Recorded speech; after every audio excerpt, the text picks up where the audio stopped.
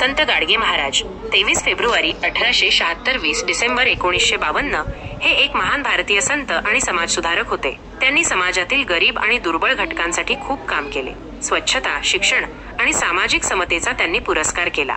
प्रारंभिक जीवन आणि शिक्षण.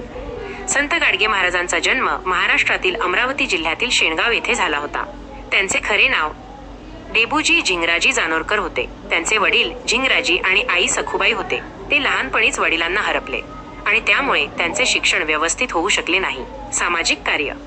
गाडगे महाराजांनी आपले जीवन समाजातील गरीब आणि असहाय लोकांच्या सेवेसाठी समर्पित केले. त्यांनी गावोगाव फिरून लोकांना स्वच्छता, शिक्षण आणि धार्मिकतेचे महत्त्व पटवून दिले. त्यांनी अंधश्रद्धा, जातीभेद आणि अस्पृश्यता यांसारख्या सामाजिक वाईट गोष्टींविरुद्ध आवाज उठवला. स्वच्छता अभियान.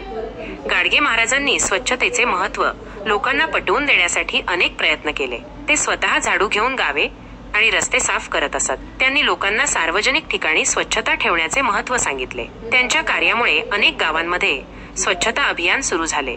शिक्षण आणि धार्मिक विचार.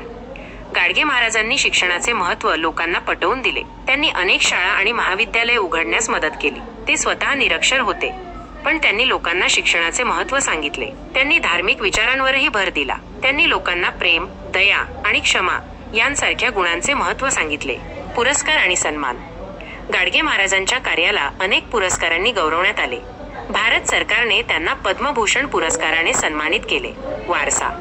संत गाडगे महाराजांचे विचार आजही आपल्याला प्रेरणा देतात. त्यांनी समाजासाठी केलेले कार्य आजही लोकांना मार्गदर्शन करते. त्यांचे विचार आणि कार्य आजही आपल्यासाठी महत्त्वाचे आहेत.